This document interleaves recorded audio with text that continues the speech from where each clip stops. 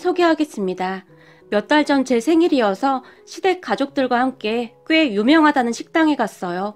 시누이가 한참을 알아본 식당이라고 했는데 언니 여기 음식 엄청 맛있어요. 기대해도 좋아요? 라고 미리 말을 해줬기에 내심 기대하고 있었어요. 그리고 드디어 제 생일날이 되었고 시누이는 곧장 식당으로 간다고 했고 우리 부부가 시부모님을 모시고 그 식당에 도착을 했는데 먼저 도착한 시누이가 멀리서 손을 흔들며 달려왔어요. 우리 시댁은 시부모님과 우리 부부 그리고 아직 결혼 전인 시누이가 있어요. 잠시 후에 우리에게 다가온 시누이가 여기 음식 엄청 맛있대. 다들 기대하셔. 활짝 웃었는데 우리 시누이는 성격이 엄청 밝은 사람이에요. 그래서 어디서든 빛이 나는 사람입니다.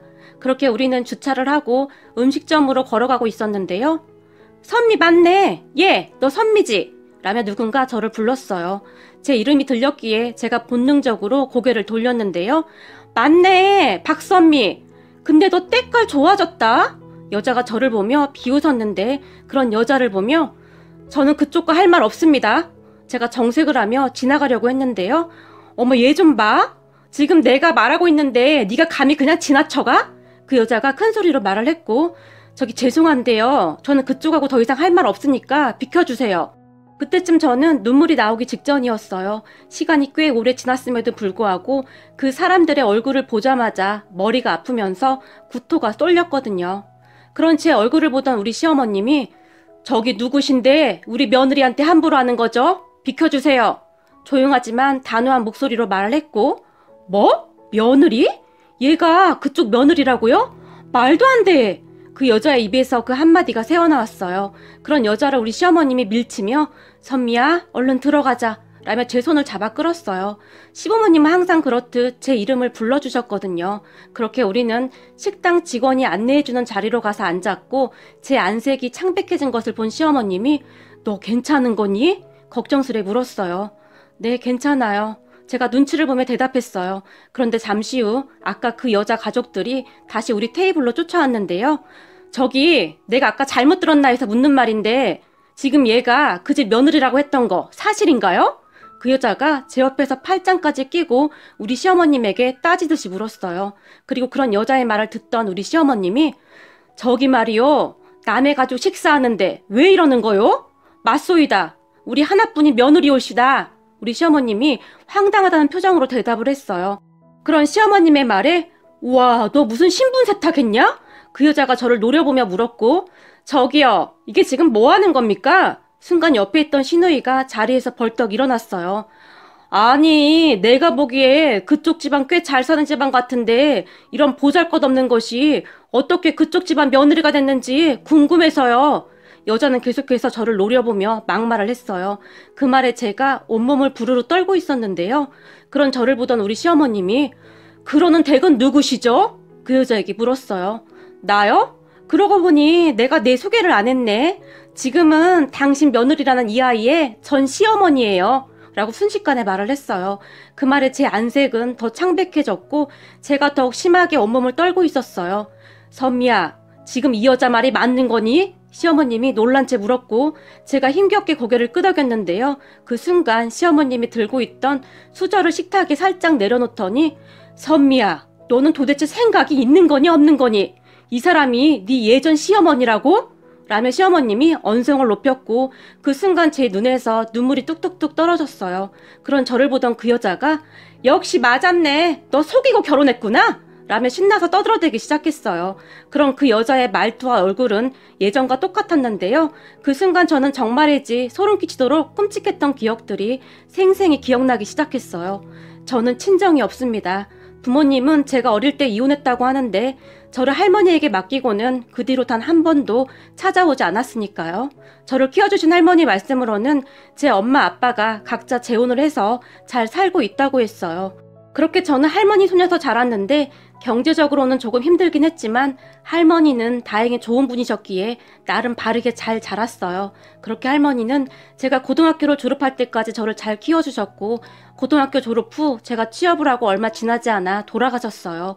이게 말이죠. 제 모든 것을 의지하던 할머니가 돌아가시자 저는 속수무책으로 무너져 버렸는데요. 다니던 회사도 그만둔 채 하루 종일 집에 처박혀서 무기력하게 몇 날 며칠 동안 잠만 잤어요. 세상에서 유일하게 제 편이었던 할머니는 제게는 그 무엇보다도 소중한 분이었으니까요. 그러다 어느 날 친하게 지내던 친구가 찾아왔는데 선미야, 너 계속 이러고 있음 어떡하니? 돌아가신 할머니가 얼마나 슬퍼하시겠니? 그만 정신 차리고 살아야지. 저를 설득했어요. 그리고 친구는 저에게 너도 간호조무사 자격증 따라. 아직 젊은데 계속 이러고 있을 순 없잖아. 네가 지금 취업한다고 해도 공장이나 아르바이트 그런 일자리밖에 없잖아. 나도 지금 간호조무사 자격증 따려고 학원 다니고 있거든. 같이 다니자. 라며 저를 설득했어요. 그런 친구를 보며 근데 거기 학원 다니려면 비싼 거 아니야? 제가 걱정스레 물었고 그렇게 비싸진 않아. 너 그동안 모아둔 돈도 있다며. 그리고 그렇게 큰 금액도 아니니까 정 안 되면 내가 빌려줄게. 나중에 일하면서 갚으면 되잖아. 내가 학교 졸업하고 여기저기 일 다녀봤는데 그래도 자격증은 있어야 하지 않을까 싶더라. 친구가 계속 저를 설득했고 저는 그런 친구를 따라 학원에 등록했어요. 공부를 썩 잘했던 것이 아니라 갑자기 공부를 하려니까 힘이 들었는데요. 옆에서 친구가 도와주기도 했고 정말 열심히 공부를 한 덕분에 우리 둘 다 자격증을 취득할 수 있었어요. 공부에 집중하는 동안은 적어도 우울한 생각이나 잡생각들이 들지 않았으니까요. 그렇게 우리는 둘 다 취업을 했어요. 하지만 간호조무사라는 일도 쉽지만은 않았는데요. 정말 힘들게 버텨냈던 것 같아요. 그러다 어느 날 일을 끝내고 퇴근하려고 병원을 나왔는데 입구에 어떤 남자가 서 있었어요. 그 남자가 저를 보며 박선미 씨! 라며 활짝 웃고 있었어요. 그런 남자를 제가 자세히 봤는데요. 평소 우리 병원에 의료기기 등을 납품하는 회사 사장 아들이라고 했는데 병원에서 오다 가다 인사 정도만 하고 지내던 사람이었어요. 왜 여기 계신 거예요? 제가 놀라서 물었고 저기 사실 지금까지 선미 씨 기다렸어요. 남자가 쑥스럽다는 듯이 머리를 긁적였어요. 저를요? 저를 왜요? 제가 다시 물었고 그게 말이죠. 혹시 시간 괜찮으시면 저랑 같이 식사하실래요? 남자는 말을 하는 내내 쑥스러웠던지 땅만 바라보고 있었어요. 저기 죄송한데 제가 내성적인 편이어서 잘 모르는 사람하고 식사를 잘 못해요. 죄송해요. 라며 급히 그곳을 빠져나오려고 했는데요. 그런 저를 보던 남자가 급히 제 옷깃을 잡더니 그럼 연락처라도 알 수 있을까요? 그냥 가끔 친구처럼 지내면서 친해지면 되잖아요. 제게 물었어요. 하지만 저는 죄송해요. 별로 그러고 싶지가 않아서요. 라며 다급히 돌아섰어요. 그때 당시 저는 가족도 없이 홀로 지냈기에 스스로 제 자신을 지켜야 한다는 생각으로 살았어요. 그래서 제 친한 친구 말고는 친구도 별로 없었고요. 부모님이 그렇게 떠난 뒤로는 누군가를 믿는다는 것이 쉽지 않았거든요. 하지만 그 뒤로도 그 남자는 저와 친해지려고 노력했고 우리 병원에 올 때마다 간식거리나 커피 등을 가지고 와서 쑥스럽다는 듯이 저에게 건네주고는 아무 말 없이 급히 가기도 했어요. 그날도 남자가 저에게 샌드위치와 커피를 건네주고는 그냥 가버렸는데요. 그런 남자를 보던 병원 동료가 저 남자가 선미 씨한테 관심 있나 봐? 라며 물었어요.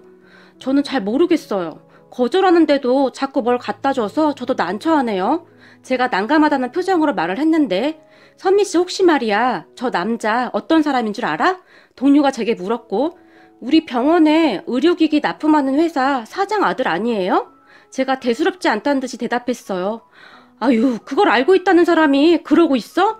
얼른 잡아야지. 잡기만 하면 땡 잡은 건데 거기다 저 사람 집이 엄청 부자래.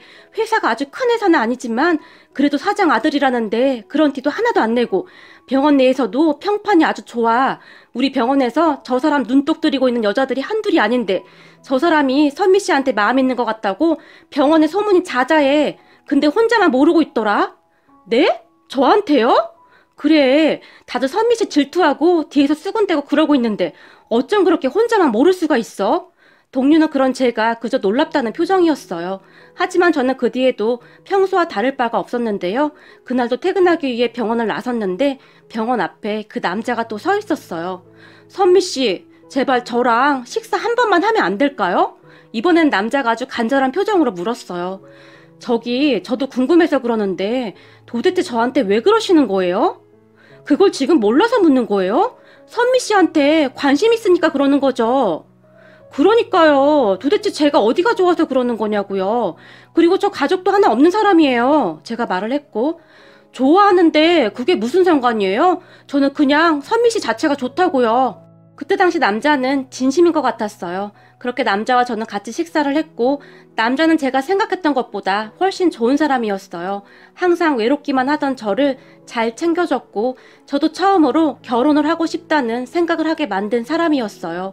우리는 그렇게 점점 가까워져 갔고 그러던 어느 날 선미야 우리 결혼하자 라며 남자친구가 청혼을 했어요. 하지만 제 상황이 많이 안 좋았던지라 오빠네 부모님이 나 좋아할까? 아무리 봐도 오빠 집안이랑 우리 집 상황이 달라도 너무 다른데 나 너무 걱정이 돼. 제가 말을 했지만 걱정 마. 우리 부모님은 내가 잘 설득할게. 라며 남자친구가 큰 소리를 쳤어요. 그때 제가 그 남자친구의 청혼을 뿌리쳤어야 했는데 그저 후회가 될 뿐이네요. 맞습니다. 그 남자가 제 전남편입니다. 그렇게 얼마 후 전남편 부모님에게 인사를 드리러 갔는데 저를 보자마자 부모님도 안 계시고 도대체 학교도 라며 말끝을 흐리던 전남편의 엄마는 전남편과 제 결혼을 결사 반대하고 나섰어요. 전남편의 엄마뿐만 아니라 시누이까지 합세해서 저를 정말 많이 힘들게 했어요. 어느 날은 너 내가 얼마 주면 우리 아들이랑 헤어질래? 너 사실 우리 아들 돈 때문에 만나는 거잖니? 라며 제게 돈 봉투를 내밀기도 했고 또 어느 날은 제가 일하는 병원까지 찾아와서 몹쓸 말을 하고 가기도 했어요. 그런 전 시어머니와 시누이 때문에 전 남편에게 헤어지자고 통보하기도 했지만 그때마다 전 남편은 그렇게 매달릴 수가 없었어요. 그러면 저는 그런 전 남편이 안쓰러워 다시 만났고 말이죠. 그리고 얼마 가지 않아 결국 전 남편 부모님이 허락을 했는데 전 남편이 짐을 싸서 집을 나와버렸거든요. 결국 자식 이기는 부모 없다고 우리는 그렇게 결혼을 했어요. 하지만 그 뒤에도 제 순환은 계속되었는데요. 전 시어머니는 결혼하고 난 뒤 저를 아주 대놓고 몰아붙이기 시작했어요. 감히 니까짓 게 우리 아들이랑 결혼을 해? 내가 알아둔 자리가 있었는데 너 때문에 다 망했어. 꼴도 보기 싫다. 라는 말은 아무것도 아니었고 너네 혼인신고는 한참 나중에 하거라. 요즘 세상이 좀 그렇잖니? 라며 혼인신고도 못하게 했고 남편도 네가 잘해서 엄마가 너 좋아하게 되면 그때 혼인신고하자. 그럼 더 좋지 않겠어? 라며 혼인신고도 하지 않았어요. 지금 생각해보면 나중에 재산 문제부터 복잡해지니 작정을 했던 것 같아요. 거기다 굳이 우리와 같이 살아야겠다고 우겨서 합가를 했는데 정말 아침부터 저녁까지 저를 부려먹었어요. 하지만 저는 저만 노력하면 가족들 마음에 들 수 있을 것이라고 굳게 믿고 정말 열심히 노력했어요. 이게 말이죠. 한번 버림받은 사람은 다시 버림받지 않으려고 본능적으로 발버둥을 친다던데 아마도 제가 그랬던 것 같아요. 그래서 바보같이 시댁에서 몸 상하는 줄도 모르고 종일 일만 했고 심지어는 매일 오던 가사 도우미 아줌마까지 오지 말라고 하면서 그 모든 일을 저에게 시켰어요. 처음에는 전 남편이 제 편을 들었는데 나중에는 전 시어머니와 제 사이에서 너무 힘들다며 집에도 잘 들어오지 않았고 계속 밖으로만 돌았어요. 결국에는 제가 두 손 두 발 다 들고 그 집을 나와버렸어요. 그때쯤에는 남편도 그런 저를 그냥 보고만 있었는데요. 미안하다고는 안 할게. 나도 정말 최선을 다했는데 안 되는 걸 어쩌겠냐? 라는 말만 할 뿐이었어요. 그렇게 집을 나가는 저를 보며 전 시어머니는 이게 말이다. 사람이 웬만큼은 맞아야 살 수 있는 거 아니겠니? 그러니까 너도 네 수준에 딱 맞는 사람 만나서 잘 살거라. 제 얼굴에 돈 봉투를 던졌어요. 그리고 저는 그 돈 봉투를 쳐다보지도 않고 그 집을 나와버렸어요. 돈 봉투를 두고 가던 저를 보며 꼴에 자존심은 있어가지고 네가 안 가져가면 우리는 좋지. 마음대로 하거라. 라며 저를 비웃기도 했어요. 그렇게 제 친구를 찾아갔는데 제 모습을 본 친구가 선미야, 너 꼴이 이게 뭐야? 난 네가 부잣집에 시집가서 잘 사는 줄 알고 연락도 못하고 있었는데 도대체 이 꼴이 뭐야? 저를 끌어안고 통곡을 했어요. 그렇게 친구와 제가 끌어안고 얼마나 울었을까요? 순간 제가 정신을 잃었던 것 같은데 잠시 후에 눈을 떠보니 병원이었어요. 진찰을 했던 의사 말이 젊은 분이 어떻게 몸을 이렇게 만들었어요? 요즘 세상에 영양실조가 말이 됩니까? 라며 놀라워할 정도였어요. 그렇게 저는 다시 홀로 서기를 준비했고 아주 독한 마음으로 하루하루를 버텼어요. 물론 제가 힘들 때마다 제 친구가 항상 옆에서 그런 저를 챙겨줬고요. 사람이 참 대단한 것이 시간이 지나니까 마음의 상처가 서서히 아물기 시작했고 저는 다시 예전처럼 일을 하면서 지냈어요. 그러다 어느 병원에서 일을 하던 중에 어떤 남자가 입원을 했었는데 그 남자가 저에게 호감을 느꼈던지 계속 따라다녔어요. 그때쯤 저는 남자라면 아주 지긋지긋했어요. 거기다가 비록 혼인신고는 하지 않았지만 저는 이미 한 번 이혼 경력도 있었고 그 남자는 초혼이었거든요. 그랬기에 더욱 매몰차게 남자를 밀어냈어요. 하지만 남자는 정말 대단했는데요. 제가 아무리 밀어내도 변함없이 제 옆을 지켰어요. 그렇게 1년 넘게 저를 따라다녔던 남자에게 이제 그만 좀 하세요. 저는 이미 이혼도 해서 그쪽 부모님이 엄청 반대할 거예요. 그리고 제가 전에 당한 게 많아서 저는 앞으로도 결혼 생각이 없어요. 라고 싸늘한 표정으로 말을 했지만 저는 선미 씨 아니면 안 됩니다. 제발요. 그러면 그럴수록 그 남자는 저에게 더욱 매달렸어요. 그러다 어느 날 휴무에 집에 있었는데 몸이 너무 안 좋아서 아무것도 못 먹고 누워만 있었어요. 그래서 제 친구에게 미안한데 나 몸이 너무 안 좋아서 그러는데 이따가 약 좀 사다 줄 수 있어? 전화를 했는데 잠시 후에 초인종이 울렸고 그 남자가 약봉투와 죽을 집 앞에 두고 갔더라고요. 알고 보니 제 친구와 그 남자가 서로 연락을 하고 있었고 제 친구가 보기에 남자가 괜찮아 보였던지 저와 연결해주기 위해 노력을 했다고 하네요. 그리고 그때부터였던 것 같아요. 제 마음이 조금씩 움직이기 시작했던 것이 말이죠. 그 뒤 우리는 자연스레 연인 사이가 되었고 우리가 사귄 지 얼마나 되었을까요? 남자가 저에게 청혼했어요. 그런 남자를 보며 당신 부모님이 저를 받아주지 않을 거예요 라고 말을 했지만 난 선미 씨 아니면 절대 결혼 안 해요. 그리고 우리 부모님도 선미 씨 상황 다 들었어요. 그러니까 우리 부모님한테 인사 가요. 라며 저를 설득했어요. 하지만 저는 선뜻 용기가 나지 않았고 계속 거절하고 있었는데요. 어느 날 같이 식사를 하자며 저를 데리고 식당으로 갔는데 그곳에 그 사람의 부모님과 여동생이 있었어요. 그 모습에 제가 기겁을 하며 안절부절 못한 채 어쩔 줄을 몰라 하고 있었는데요. 앉아요. 그 사람 어머니가 조용히 말을 했고 제가 엉거주춤 자리에 앉았는데 뭘 좋아할지 몰라서 우리가 알아서 시켰는데 괜찮을까요?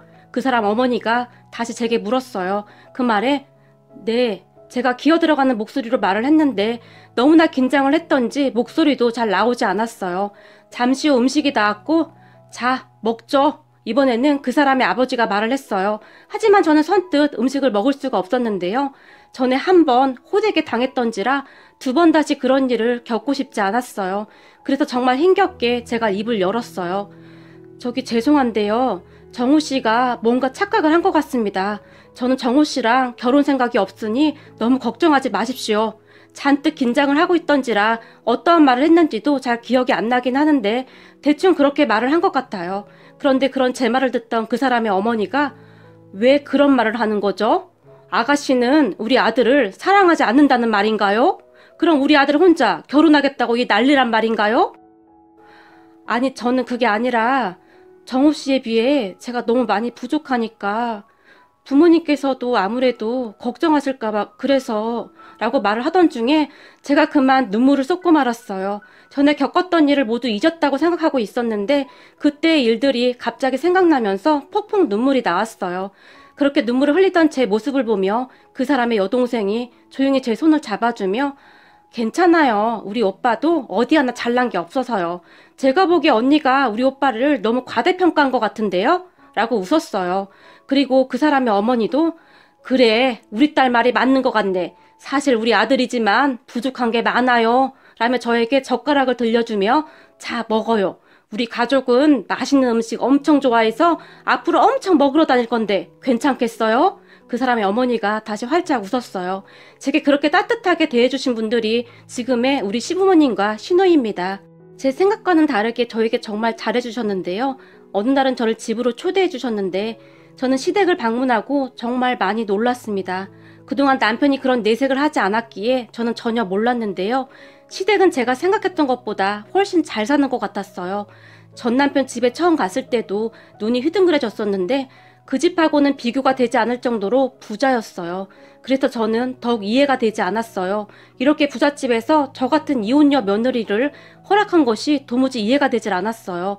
하지만 그런 생각을 했다는 것이 창피할 정도로 시댁 가족들은 정말 좋은 분들이었고 우리는 정말 행복하게 결혼을 했어요. 그리고 저는 꿈인지 생시인지 모를 정도로 하루하루가 정말 행복했는데요. 그때 처음 저에게도 진짜 가족이 생겼다는 생각이 들 정도였어요. 그런 저를 보며 친구가 거봐, 내가 사람 보는 눈이 있었다니까. 네 남편 정말 괜찮아 보였어. 정말 다행이다. 네가 행복해져서 정말 다행이야. 라며 축하해 줄 정도였어요. 그렇게 정말 행복한 시간이었는데 하필 제 생일날 음식점에서 기억하기도 싫었던 전 남편 가족들을 만났던 거였어요. 순간 아팠던 기억이 다시 떠올랐고 저는 사시나무 떨듯이 온몸을 떨고 있었어요. 그렇게 떨고 있던 저를 보며 우리 시어머님이 너는 생각이 있는 거니 없는 거니? 어쩌면 이런 격 떨어지는 천박한 집구석과 결혼을 했던 거니? 라며 물을 한 잔 마셨어요. 그런 우리 시어머님의 말에 뭐? 격이 떨어져? 당신들 우리 남편이 누군 줄 알아? 전 시어머니가 가방에서 명함을 한 장 꺼내더니 우리 시어머님에게 던졌고 바닥에 떨어진 명함을 슬쩍 본 우리 시어머님이 땡땡 회사 이런 회사도 있었나? 요즘은 개나 소나 다 사장이래 라며 더 큰 소리로 비웃었어요. 뭐? 당신 지금 뭐라고 했어? 그래도 겉모습이 번지름해 보이길래 좀 사는 집인 줄 알았더니 역시 개뿔 없는 집구석이었구만. 그러면 그렇지. 네 주제에 그런 집안에 시집이나 갈 수 있었겠냐? 전 시어머니도 지지 않고 더 큰 소리로 말을 했는데요. 그 순간 우리 시누이가 앞에 있던 깍두기 그릇을 살짝 밀어 바닥으로 떨어뜨렸는데 그 깍두기가 전 시어머니의 발에 그대로 떨어져 버렸어요. 그 바람에 전 시어머니가 아 이런 미친 것들이 있나? 라며 호들갑을 떨고 있었고 아니 이 멀쩡한 게 갑자기 왜 떨어지지? 라며 시누이가 다시 물컵을 엎어버렸어요. 그 바람에 전 시어머니의 발이 다 젖어버렸는데요. 야 이런 싸가지 없는 거사 너 고의적으로 그랬지? 라며 우리 시누이에게 달라들었어요. 그 모습에 제가 놀라서 벌떡 일어났는데요. 저보다 우리 시어머님이 더 빠르게 일어났고 순식간에 전 시어머니의 머리채를 잡고 놓질 않았어요. 그렇게 식당은 난장판이 돼버렸고 곧 경찰이 왔고 우리 모두는 경찰서로 가게 되었어요. 그리고 그곳에서 우리 시아버님이 저 땡땡 회사 사장입니다. 우리 변호사 좀 불러도 될까요? 라고 경찰에게 물었고 네? 땡땡 회사 사장님이요? 그런데 사장님이 어쩌시다가 라며 말끝을 흐렸어요. 평소 지역사회에 좋은 일도 많이 하시고 그랬기에 그 지역에서는 시아버님이 경영하고 있는 회사가 사람들에게 꽤 평판이 좋은 회사였어요. 그리고 그 말을 듣고 있던 전 시댁 가족들이 많이 놀란 듯 했는데요. 당신이 땡땡 회사 사장이라고? 라며 전 시어머니가 물었고 그러게요. 제가 하필 땡땡 회사 사장이네요. 곧 우리 변호사 올 거니까 변호사 오면 말하죠. 라며 우리 시아버님이 조용히 말을 했어요. 그런 시아버님의 말을 듣고 있던 전 남편의 아버지가 저기 서로 쌍방인데 그냥 이쯤에서 끝내시죠. 라며 바로 꼬리를 내렸어요. 경찰서에서 나오기 전에 우리 시어머님이 한 번만 더 우리 며느리한테 함부로 말하기만 해봐. 그랬다가는 당신들 각오해야 할 거야. 전 시어머니에게 이까지 악문 채 말을 했어요. 그런데 우리 시부모님의 복수는 거기서 끝나지 않았어요. 시아버님이 발이 넓었기 때문에 아는 의사분들이 많았는데요. 그 의사분들에게 전 남편이 저에게 한 짓을 넌지시 말을 하면서 김 원장님 혹시 땡땡 회사가 원장님 병원에 납품을 한다고 하던데 맞는지요? 라고 묻다가는 김 원장님 저는 말입니다. 세상을 살아가는데 사람의 인성이 가장 중요하다고 생각합니다. 약자를 괴롭히는 그런 인간들이 잘 살면 안 되는데 말이죠. 그래서 제가 항상 기부도 하고 그러는 거 아니겠습니까? 힘든 세상 다 같이 잘 살아야 하지 않겠습니까? 그런데 땡땡 회사 그 사장이란 작자가 질적으로 좀 아닌 것 같던데 한번 잘 확인해 보시라고요. 라고 말을 했다고 하네요. 그리고 얼마 후에 전 남편이 저에게 연락을 했더라고요. 제가 그 인간이랑 헤어지고 전화번호를 다 바꿨는데 어떻게 안 것인지 제게 전화를 해서는 여보 미안한데 당신이 잘 좀 말해주면 안 될까? 지금 병원들이 우리 회사 제품 납품 안 받겠다고 난리야. 가뜩이나 큰 회사에 밀려서 요즘 안 그래도 어려웠었는데 제발 이렇게 부탁할게. 내가 부탁할 사람이 당신밖에 없어서. 그래도 나는 그때 당신을 진심으로 사랑했었잖아. 나 한 번만 봐줘라. 라며 빌어댔어요. 그 말에 여보라뇨. 말은 똑바로 하시죠. 그리고 제가 상관할 일이 아니라서요. 우리 시아버님이 하시는 일은 저도 잘 모릅니다. 그리고 앞으로 2번 다시 전화하지 마시죠. 한 번만 더 전화하면 우리 시부모님에게 다 말할 거니까. 그럴수록 당신네 회사 더 힘들어지는 거 알죠? 라며 제가 전화를 끊어버렸어요. 그 뒤 전 시댁 회사가 어려워지고 있다는 소식을 들었는데요. 사실 저는 꽃이다는 생각만 들었어요. 그러다 어느 날 우리 가족이 다 함께 식사를 하던 중에 어머님, 아버님, 제가 이런 거 물어보면 안 되는 거 알고 있는데요. 그래도 너무 궁금해서요. 라며 시부모님을 바라봤어요.